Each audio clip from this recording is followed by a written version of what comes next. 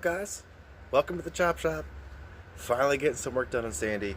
I would like to pre-apologize for the sound quality. It seems to jump in and out a little bit, as well as go figure. Ghost Prize. You see, I have not learned to talk any better. I've broken another phone. As you know, I record and edit off my phone. Got a new phone. Like a week later, smashed that bastard. So, as you know, I just make do with what I got. Not only with the YouTube channel, but as far as the truck goes. So, enjoy. What up, y'all? Finally working on Sandy a little bit. Got a nice little parts list going. I've got switched valve cover bolts.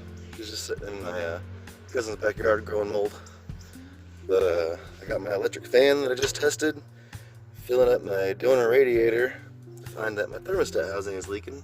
But everything's new, so I can think of as maybe my thermostat slid down and isn't letting it seal. So I gotta attack that. Gonna get the fan wired up, valves lashed, and then I don't know about today, but we're gonna prick this cam in. But otherwise, I have my front Explorer drop springs. Obviously, I've got the DJM shocks all the way around. Got my electric fan that I tested. It works. Got the install kit for it. I've got my upper and lower shock brackets. I gotta finish my tank to be done, and my door seals and rear end rebuild kit are on the way. So, alright, so a little bit of progress. 3 times later, I don't know why it continued to leak, but I finally got my thermostat housing not leaking. Donor radiator is kinda surprisingly holding water. Fan installed and kinda partially wired. Just got my solenoid hanging out there. Got my thermostat here in the manifold. I moved the factory one over back here, and we're kinda just looped up around. I'm gonna end up probably mounting this bad boy right here. And then everything else is, for the most part, going to run behind my battery box and be hidden. And I'm kind of just tying everything down, kind of in between the frame here, so you can't see most of it. Need to finish wiring up the fan real quick. I basically just have this wire. I got my power. I got both my power wires I need to get hooked up. That's about it for the fan. Lash these valves. Depending on how the day goes, I might try and fire this thing up and maybe break the cannon. We'll see. So, boat motor, donor radiator, beer bottle full of gas, potentially a bad lifter. What's that?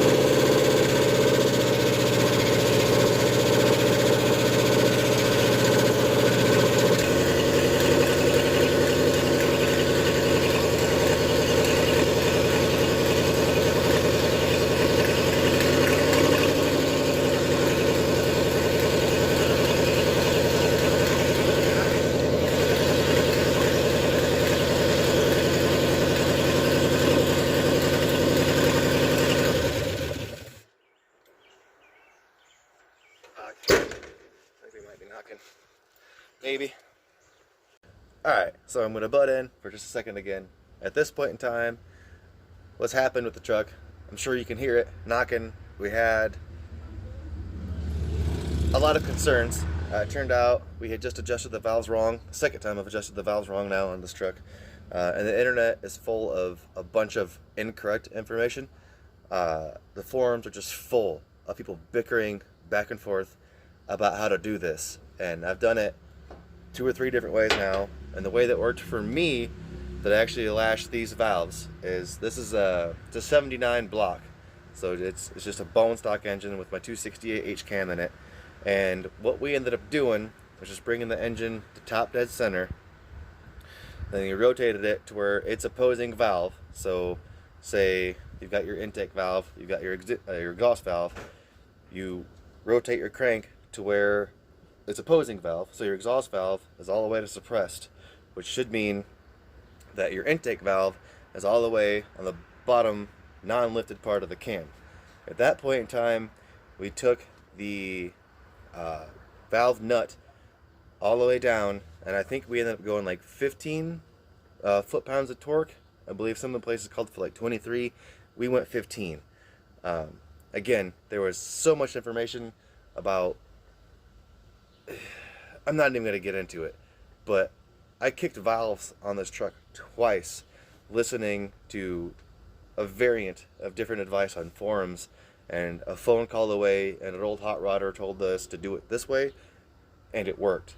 And as far as the oil goes, after we shut the truck off and it cooled and everything kind of settled, I mentioned in the video that it looked like the oil was kind of starting to get like peanut buttery, which concerned me, obviously, but we do believe it was just kind of getting like aerated. As you know, as engines are kind of spinning at a high RPM, they can actually like infuse with air basically. And I think that's kind of what was going on, because as the engine sat and cooled, the oil went back to like a regular color and consistency. But when we pulled the valve covers off after kicking the lifters, it did almost have just almost like a had coolant in it type vibe going on. But enjoy the rest of the video. It seems like everything is all good, and you know, after this, I gotta rebuild the rear end, and truck should be good to go. Round 2, we kicked some push rods. The internet is full of a bajillion different ways to do this, and even the old guys have 1,000 different opinions. And my oily looks sketchy, so kind of just sending it at this point.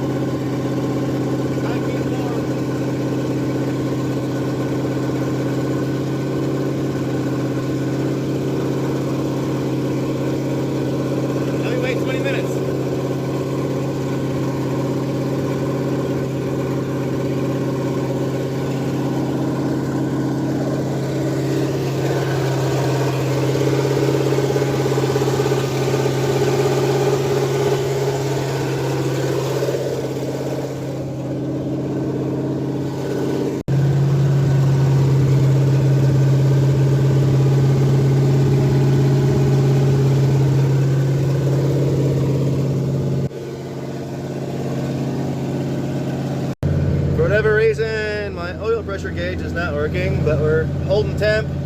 We're charging. My oil does seem to be getting a little milky, which I did run break-in shit in it, but I wouldn't imagine that would change the color of my oil that much. We'll see.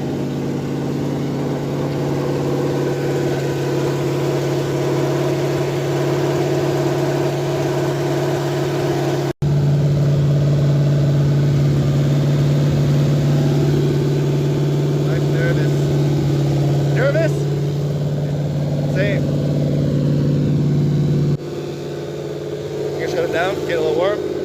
Yeah. Shut her off. She's starting to get a little bit warm. There's no shroud on it, which I should probably totally have. And or maybe have a little bit bigger of a fan. But it's a donor radiator.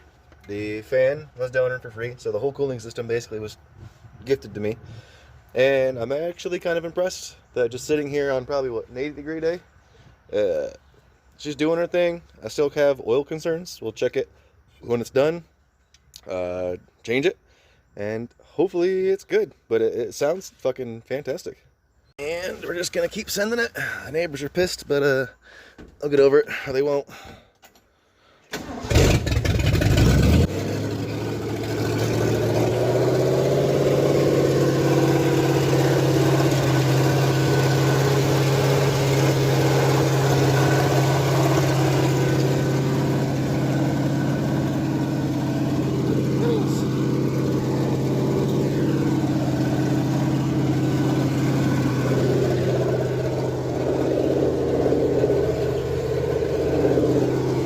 Found a radiator cap. Pull it off the Dodge over there.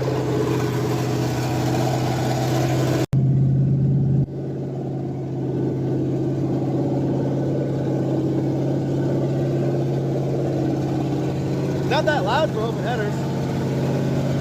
Not that loud. Come here. Come back, boy.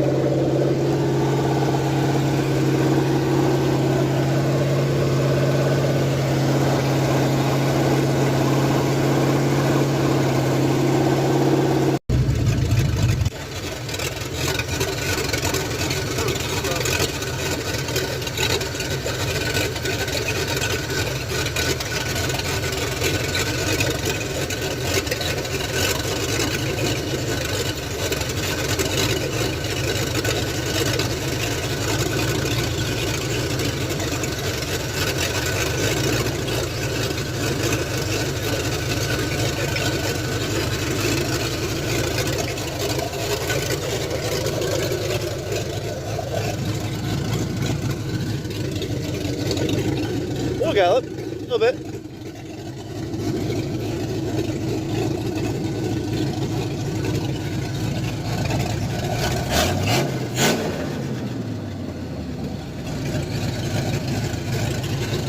Take it.